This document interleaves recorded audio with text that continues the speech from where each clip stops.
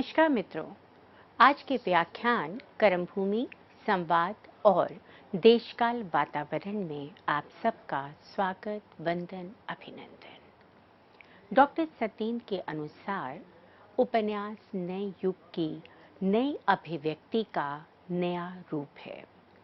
साहित्य के रूपों में उद्भव के संबंध में यह एक अखंड सत्य है कि व्यक्ति और युग के शाश्वत सामयिक रसायन का परिणाम होते हैं।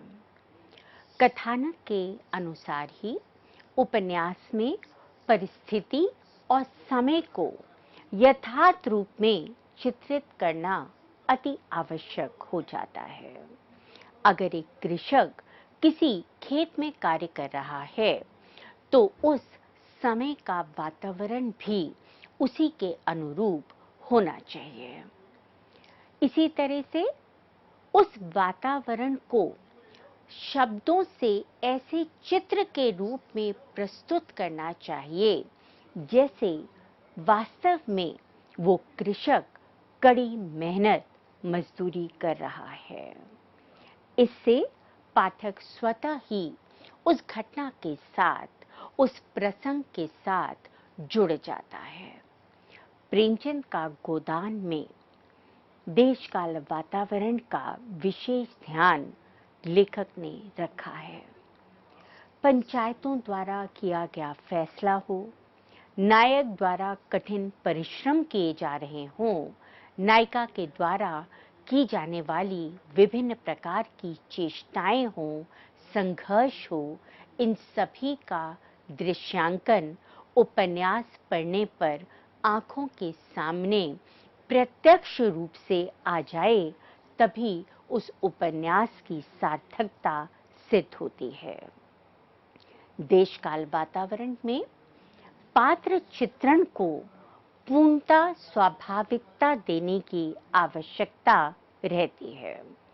इसी तरह से घटना का स्थान, समय, परिस्थितियों का ज्ञान उपन्यासकार के लिए अति आवश्यक होता है। ऐतिहासिक उपन्यासों के लिए अगर हम कहें तो वहां पर देशकाल वातावरण उपन्यास का प्राण तत्व माना जाएगा। यदि आप चंद्रगुप्त या चाणक्य को दिखाना चाहते हैं अपने उपन्यास में, तो हम उसे सूट बूट में सजा धजा नहीं दिखा सकते। ऐसा करने पर उपन्यासकार की ऐतिहासिक अज्ञानता का ही परिचय मिलेगा। कह सकते हैं कि देशकाल का किसी भी कृति में संतुलित वर्णन होना आवश्यक है। जहां तक आप उसको संतुलित रूप में उपन्यास में लिपिबद्ध करते हैं, वो कथा के प्रवाह में एक महत्वपूर्ण भूमिका अदा करता है। पाठक को ऐसा नहीं लगना चाहिए कि पूरा का पूरा वातावरण काल्पनिक है। उसे सत्यता का अनुभव होना चाहिए, उसे यथार्थता का अनुभव होना चाहिए। और इसलिए उपन्यास में अनावश्यक अंशों की योजना पर उपन्यासकार का ध्यान नहीं होना चाहिए। केवल उन्हीं अंशों को समाविष्ट करना चाहिए जो उसकी कथा के लिए अति आवश्यक हो। संवाद किसे कहते हैं? संवाद दो या अधिक लोगों के मध्य एक लिखित या बोले गए वार्तालाप विनिमय को कहा जाता है। इसके माध्यम से संवादों में विचारों की अभिव्यक्ति की जाती है। ये अपरिहार्य तत्व ना होने पर भी मनोभावों को अभिव्यक्त करने के लिए आवश्यक तत्व के रूप में किसी भी कृति में समायोजित किए जा सकते हैं। ऐसा नहीं है कि संवादहीन कहानियां नहीं हैं, किंतु संवादों के माध्यम से न केवल पात्रों की चारित्रिक विशेषताओं का पता चलता है। भावी कथा के विषय में भी कृतिकार संवादों के माध्यम से अपनी बात को व्यक्त करता है। कथा विकास में, चरित्रोद्घाटन में संवाद एक महत्वपूर्ण भूमिका का निर्वाह करते हैं।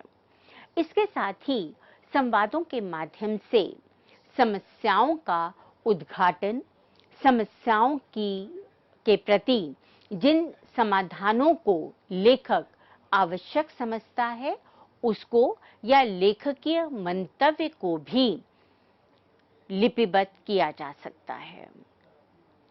कृति में संवाद कैसे होने चाहिए? संवाद छोटे होने चाहिए। अगर बहुत लंबे लंबे वाक्यों वाले संवादों की योजना की जाए तो पाठक उनके साथ सामंजस्य बिठाने में कठिनता का अनुभव कर सकता है। इसके साथ ही संवाद अर्थपूर्ण होने चाहिए। अनर्थक या क्लिष्ट संवादों में पाठक उलझकर रह जाता है। इसके साथ ही संवादों की भाषा और शैली आम बोलचाल की शैली होनी चाहिए। लेखक को क्लिष्ट शब्दों के प्रयोग से बचना चाहिए।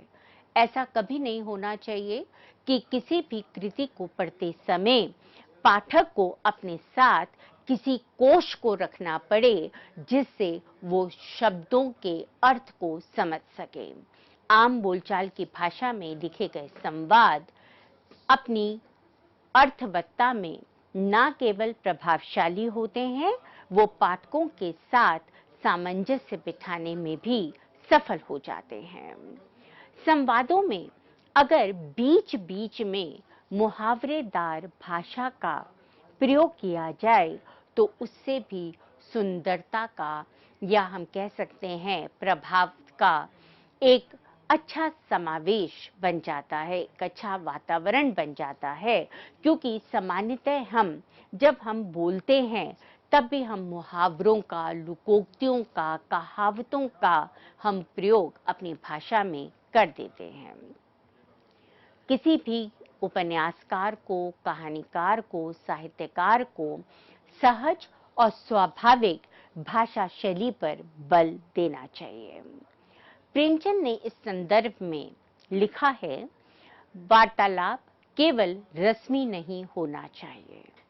प्रत्येक वाक्य का जो किसी चरित्र के मुंह से निकले उसके मनोभावों और चरित्र पर कुछ कुछ प्रकाश डालना चाहिए। अर्थात कि वार्तालाप या संवाद केवल होने के लिए नहीं होने चाहिए कृति में। उन संवादों के माध्यम से या तो पात्रों के मनोभावों का पता चलना चाहिए या वो पात्र किस प्रकार का चरित्र, किस प्रकार का व्यक्तित्व रखता है, इस विषय पर भी संवादों के माध्यम से प्रकाश पड़ना चाहिए। प्रेमचंद आगे लिखते हैं, बातचीत को स्वाभाविक परिस्थितियों के अनुकूल, सरल और सूक्ष्म होना जरूरी है। यदि बहुत लंबे लंबे वाक्य लेखक लिखता है तब क्या होगा कि एक वाक्य को समझने के लिए पाठक को ज्यादा समय लगेगा। पर यदि छोटे छोटे वाक्य होंगे, छोटे छोटे संवाद होंगे तो वो उनके साथ अधिक अच्छी तरह से तादाद में स्थापित कर पाएगा। छोटे वाक्य, सरल वाक्य पाठक को कृति के साथ और गहराई के साथ, आत्मीयता के साथ जोड़ देते हैं। प्रेमचंद ने अपने दृष्टिकोण के अनुरूप ही संवादों की योजना की है। कर्मभूमि उपन्यास में भी उनके संवाद उद्देश्य के अनुरूप ही लिखे गए हैं। वे कथा का विकास करते हैं, भावी कथा का संकेत करते हैं।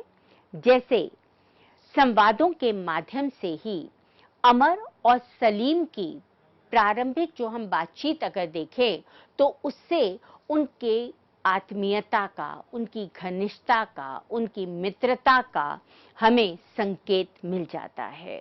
और हम कृति में पढ़ते हुए बाद में भी देखते हैं कि किस प्रकार से सलीम अपनी मित्रता के कारण अमर की फीस भी देता है और बाद में अपनी नौकरी से भी इस्तीफा दे देता है और अमर के साथ आंदोलनों में जुड़ जाता है।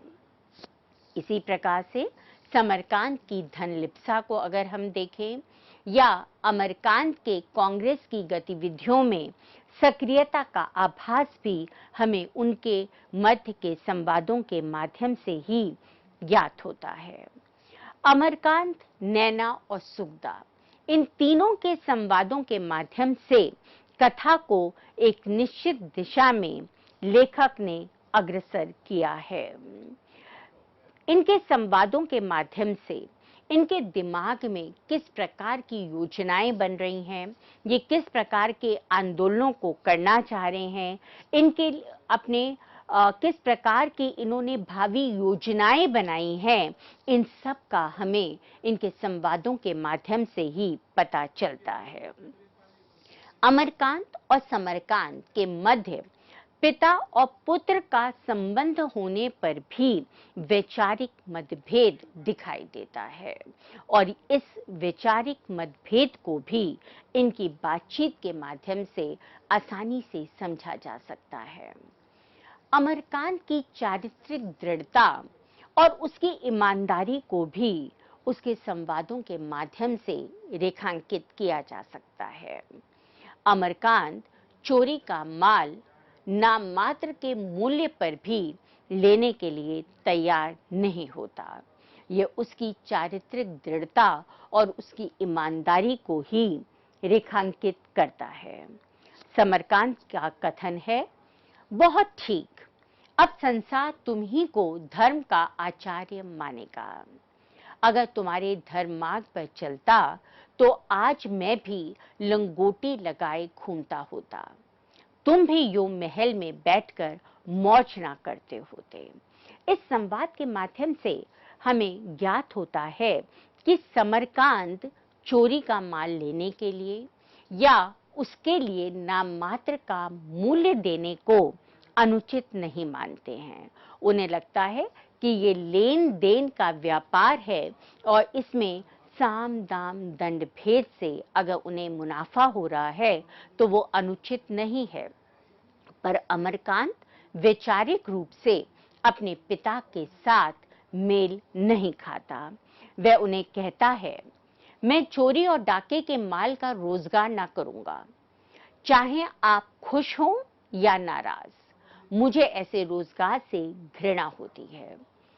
इस संवाद के माध्यम से पाठक को सहज रूप में अमरकांत के चरित्र के विषय में समझ आ जाता है कि वो केवल व्यापार के लिए, केवल अपने रोजगार के लिए या अपनी सुख संपत्ति के लिए वो चोरी का माल लेने के लिए तैयार नहीं होता है। लाला समरकांत द्वारा अमरकांत को घर से अलग करने पर सुगदा उसके साथ जाने के लिए तैयार हो जाती है और यहाँ पर उसका स्वाभिमान जागृत होता है और वो अमरकांत को दिए गए उत्तर से पाठक को स्पष्ट हो जाता है। सुगदा कहती है, सलाह क्या है? आज ही यहाँ से विदा हो जाना चाहिए। यह फटकार पाने के बाद तो मैं इस घर में पानी पीना हराम समझती हूँ। ये संवाद उस सुगदा के हैं जो बचपन से शानो शौकत, ऐश्वर्य, भोग विलास के जीवन को जीती आई है, जिसके लिए अगर व्यापार में थोड़ा बहुत लेन देन करना पड़े तो वो गलत नहीं है। किंतु जब वो अमरकांत के विचारों से सहमत होती है, उसको लगता है कि समरकांत अकारण अपने पुत्र से खफा हैं, उसे लताड़ित कर रहे हैं, उसे फटकार रहे हैं, तो वो उस सुख संपत्ति को, उस ऐश्वर्य को छोड़कर अपने पति के साथ जाने के लिए तैयार हो जाती है। उसे 1 मिनट नहीं लगता ये कहने में कि मैं अब उस घर में ऐशो आराम में नहीं रहना चाहती जहां मेरे पति का सम्मान ना हो। प्रेमचंद पात्रों के बोलते समय उनकी भाव भंगिमाओं को इस प्रकार से अभिव्यक्त करते हैं कि उनके द्वारा बिना बोला गया अंश भी स्पष्ट हो जाता है, जिसे हम अंग्रेजी में रीड बिटवीन द लाइन्स कह सकते हैं। जैसे सुगदा ने व्यथित कंठ से कहा, नैना हंसते हुए बोली। सकीना ने सरलता से पूछा। इसके माध्यम से हमें ये समझ में आ जाता है कि उस प्रसंग विशेष में पात्रों के मन में किस प्रकार की भावनाएं व्यक्त हो रही हैं, वो किस प्रकार से अपनी बात को, अपने मनोभावों को दूसरे पात्रों से अभिव्यक्त करना चाहते हैं। उपन्यास में संवाद पात्रों के स्तर के अनुरूप हैं। शांति कुमार और अमर के संवाद उनके शैक्षिक स्तर के अनुरूप हैं। इसी प्रकार से सलीम, सकीना और पठानिन, क्योंकि ये तीनों मुस्लिम पात्र हैं, अतः इनके संवादों में हमें उर्दू के शब्द अधिक दिखाई देते हैं। अशिक्षित पात्रों में उनके संवादों में देशज और विकृत शब्दों का भरमार दिखाई देता है। कह सकते हैं कि प्रेमचंद ने पात्रों के स्तर, पात्रों के शैक्षिक जो उनका अनुभव है, उनका वर्ग और वो किस परिवेश में रह रहे हैं, इसके अनुसार उन्होंने शब्दों का चयन किया है। गूदड़ अपने पीने की लत को छोड़ने का निर्णय करता है और उस समय उसके संवादों को अगर हम देखें तो वो उसके स्तर के अनुरूप ही हैं। वह कहता है, चाहे दर्द हो, चाहे बाई हो, अब पीऊंगा नहीं। जिंदगी में हजारों रुपए की दारू पी गया और तब वह उस दारू को छोड़ना चाहता है जिससे उसने बहुत कुछ खोया है। कर्मभूमि उपन्यास के संवाद संक्षिप्त हैं और इसलिए पाठकों को उनके साथ सामंजस्य स्थापित करने में किसी भी प्रकार की कठिनाई का अनुभव नहीं होता। इसके साथ ही ये संवाद भावाभिव्यक्ति करने में भी समर्थ हैं, रोचक हैं और इसलिए कृति को आद्यंत पढ़ने के लिए पाठक बेचैन रहता है। मुन्नी और जज साहब की वार्ता निश्चित रूप से अवलोकनीय है। जज कहते हैं, तुम्हारे ऊपर यह अभियोग लगा है कि तुमने 3 तारीख को 2 अंग्रेजों को ऐसा जख्मी किया, दोनों उसी दिन मर गए। तुम्हें यह अपराध स्वीकार है? संवादों में हमें चित्रात्मकता दिखाई देती है। चित्रात्मकता का अर्थ है कि संवादों के माध्यम से ही उपन्यासकार ने एक ऐसा चित्र उपस्थित किया है कि हमें ऐसा लग रहा है कि वो हमारे सामने ही दृश्य उपस्थित हो रहा है। हम पढ़ नहीं रहे हैं, मानो मंच पर पात्र आकर हमारे सामने अभिनय कर रहे हैं। अमरकांत किसानों की निर्धनता का विवरण सलीम को देता है और वो इस प्रकार से उसको चित्रित करता है कि किसानों का अभावग्रस्त जीवन अपने साकार रूप में सलीम के सामने मूर्तिमान हो उठता है। उपन्यास में कहीं-कहीं संवाद लंबे हैं, किंतु उनकी रोचकता है, उनका पूर्वापर क्रम है, आपस में एक क्रमबद्धता है और इसलिए पाठक लंबे संवाद होने पर भी ऊबता नहीं है। हम देखते हैं कि प्रेमचंद का पैतृक स्थान बनारस था और यह लम्हई ग्राम के समीप था। जन्म उनका निम्न कृषक परिवार में हुआ था, इसलिए प्रेमचंद कृषकों की निर्धनता, उनको जो लगान दिया जाता है, या जमींदारों का शोषण हो या किसानों की भूमि अपहरण का मामला हो, इन सब से प्रेमचंद पूर्ण रूप से पूर्व परिचित थे। सामंतों द्वारा असामाजिक तत्वों को दिए जाने वाला प्रोत्साहन ग्रामीण संस्कृति पर कुठाराघात कर रहा था और इसलिए प्रेमचंद ने अपने उपन्यासों में इन सब का सजीव यथार्थ अंकन किया है। किसान किस प्रकार से निर्धनता से तंग आकर कृषि छोड़कर शहरों में मजदूरी करने के लिए विवश हो रहे थे। ये वो कृषि थी, ये वो उनकी परंपरा थी जिससे वो जुड़े हुए थे, जो उनके सम्मान का सूचक थी, पर उनकी विवशता थी कि उसे उस सम्मान को ही त्याग कर उस मजदूरी को अपनाना पड़ रहा था जो दूसरों पर निर्भर कर रही थी। प्रेमचंद जी के पिता अल्प वेतन पर पोस्ट ऑफिस की क्लर्की का काम करने के लिए विवश थे।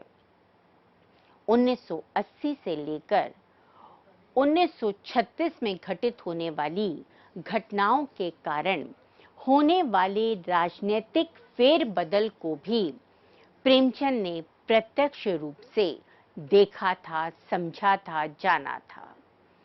गांधी जी, नेहरू जी, चंद्रशेखर आजाद, राम मोहन राय, दयानंद सरस्वती, इन सब की विचारधाराओं का प्रभाव हमें प्रेमचंद पर दिखाई देता है और इस प्रभाव के कारण ही अगर हम देखें तो उनके उपन्यासों में उनकी विचारधारा को भी हम देख सकते हैं। इस्लाम और कार्ल मार्क्स के सर्वनिरपेक्ष समाज की स्थापना को भी प्रेमचंद ने अपने उपन्यासों के माध्यम से स्वीकार किया है।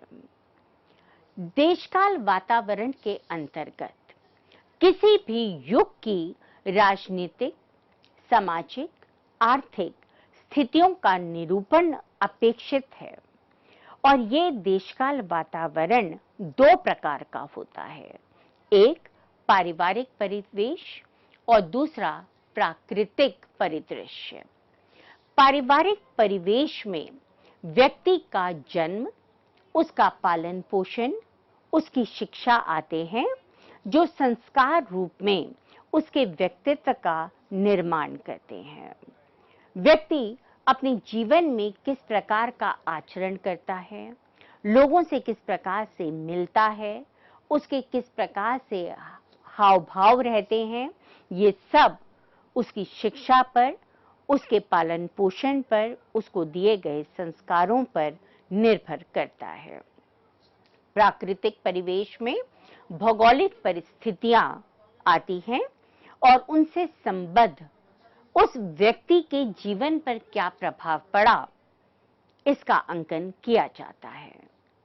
कर्मभूमि उपन्यास पराधीनता में जकड़े भारतीयों द्वारा अपनी स्वाधीनता की पुनर्प्राप्ति के प्रयासों को प्रस्तुत करता है। मित्रों, अपने अगले वक्तव्य में हम और गहराई से कर्मभूमि में किस प्रकार से देशकाल वातावरण को प्रेमचंद ने अंकित किया है, इसके बारे में जानेंगे और उसके साथ साथ प्रेमचंद ने किस प्रकार की भाषा शैली का प्रयोग कर्मभूमि में किया है और किस प्रकार से उनकी भाषा ने अपने पाठकों पर प्रभाव अंकित किया है, इस विषय में विस्तार से जानने और समझने का प्रयास करेंगे। तब तक के लिए धन्यवाद।